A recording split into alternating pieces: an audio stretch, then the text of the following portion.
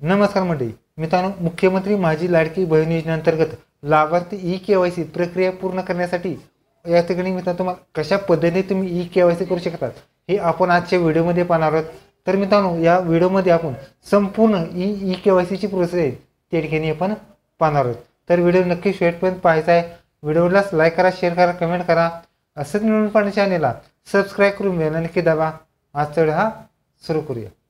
Okay, तर मित्रांनो, या वेबसाईटद्वारे तुम्ही ई-केवायसी करायचे आहे त्याची लिंक डिस्क्रिप्शन बॉक्समध्ये तुम्हाला मिळून जाईल। ladkibhin.maharashtra.go.in या वेबसाईटवर तुम्ही ऑनलाईन पद्धतीने केवायसी करायचे। त्याचबरोबर मुख्यमंत्री माझी लाडकी बहीण योजनेअंतर्गत या ठिकाणी जी टॅब आहे तो टॅबवरती क्लिक करायचं आहे। त्यानंतर न्यू वेबसाईट येणार आहे, त्याद्वारे तुम्ही या ठिकाणी फॉर्म भरायचे आहेत। त्यामध्ये लाभार्थ्यांचा आधार क्रमांक या ठिकाणी तुम्हाला टाईप करायचा आहे। खाली कॅप्चा आहे, तो खाली कॅप्चा आहे, जसा तसा कॅप्चा सुद्धा या ठिकाणी तुम्हाला टाईप करायचा आहे। मी सहमत आहे या ऑप्शन तुम्हाला क्लिक करायचं आहे। मित्रांनो, लक्षात घ्या, आधार कार्डला जो लाभार्थी आधार कार्ड नंबर आहे त्याद्वारे एक OTP जाणार आहे आणि तो OTP या ठिकाणी तुम्हाला नंतर टाकायचा आहे। मी या ठिकाणी मित्रांनो तुम्हाला जो संपूर्ण आधार नंबर टाकलेला आहे आणि माझ्या मोबाईलवरती जो रजिस्टर OTP आलेला आहे तो या ठिकाणी पाठवण्यात आलेला आहे। OTP येण्यास काही वेळ सुद्धा लागू शकतो, त्यामुळं काही 9 मिनिटास किंवा जे काही टायमिंग असेल संपूर्ण वाट पाहायची। काही वेळेस सर्व्हर हा फास्ट चालतो तर काही वेळेस सर्व्हर हा स्लो सुद्धा चालतो।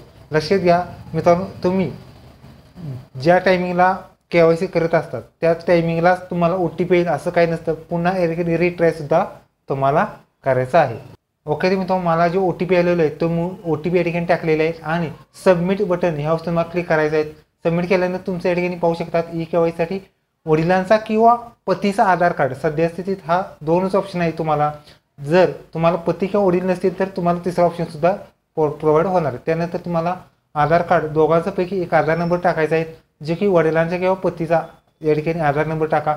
खाली कॅप्चा आहे, तो कॅप्चा जसा तसा तुम्हाला टाकायचा आहे। हे दोन्ही टाकल्यानंतर मी सहमत आहे क्लिक करून OTP पाठवा या बटनवर क्लिक करा आणि जो वडिलांच्या किंवा पतीच्या आधार कार्डला जो नंबर लिंक आहे त्याद्वारे तुमच्या ठिकाणी SMS येणार आहे। SMS येण्यासाठी काही विलंब सुद्धा लागू शकतो। मित्रांनो, लक्षात घ्या, ज्यावेळेस तुम्ही फॉर्म भरतात काही सर्व स्लो असू शकतो।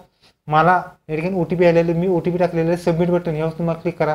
तुमच्या ठिकाणी वडिलांचे किंवा पतीचे नाव आलेले आहेत तुम्ही पाहू शकता। त्याचबरोबर तुमचा जात पुरावा कोणता आहे, अनुजाती, जमाती, OBC, VGNT, NTB, NTC, SBC, सर्वसामान्य काय असेल तर लिहा किंवा सर्वसाधारण सामान्य करू शकता। त्याचबरोबर पुढचा आहे तो माझ्या कुटुंबातील सदस्य नियमित कर्मचारी सरकारी विभाग, उपक्रम मंडळ किंवा राज्य शासनाच्या स्थानिक संस्थेमध्ये काम करत नाहीत किंवा निवृत्ती वेतन घेत नाहीत म्हणजे तुम्ही कोणत्याही प्रकारचा लाभ घेत नाहीत।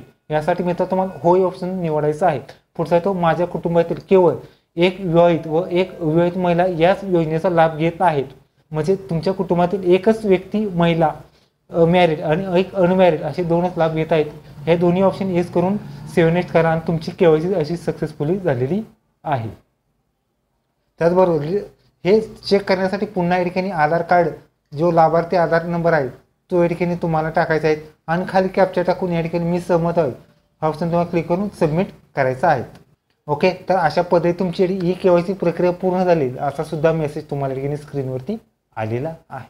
ओके, तर मित्रांनो, अशा पद्धतीने तुम्ही ई-केवायसी करू शकतात। व्हिडिओ कसा लाईक करा, शेअर करा, कमेंट करा। धन्यवाद। जय हिंद, जय महाराष्ट्र।